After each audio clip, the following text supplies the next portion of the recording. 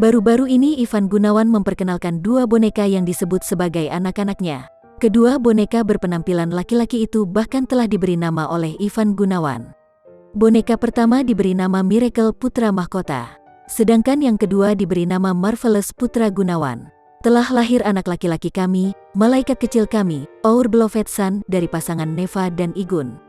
Miracle Putra Gunawan atau bisa dipanggil Ekel, telah lahir dan hadir menjadi berkat dan sukacita yang tak ternilai. Ekel, kamu membuat hari-hari aku akan lebih berwarna. We love you forever Miracle, tulis Igun dalam postingan pertama. Telah lahir anak laki-laki kami yang kedua, malaikat kecil kami, Our Beloved Son number 2, Marvelous Putra Gunawan atau bisa dipanggil Marvel. Telah lahir dan hadir menjadi berkat dan sukacita yang tak ternilai. Marvel, kamu melengkapi keluarga ini dengan kehadiranmu. We love you forever Marvelous, tulis Ivan Gunawan. Anggap boneka bagai anak sendiri, membuat Igun ramai dikomentari oleh netizen. Ada yang meminta Igun agar segera menikah dan memiliki anak sesungguhnya. Ada pula yang mengkritik, boneka adalah benda tak hidup yang bisa saja dirasuki makhluk gaib.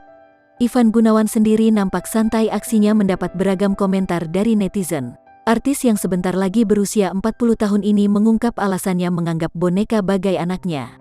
Hal ini ia sebut sebagai latihan, kehadiran dua anaknya itu agar hidup lebih berwarna.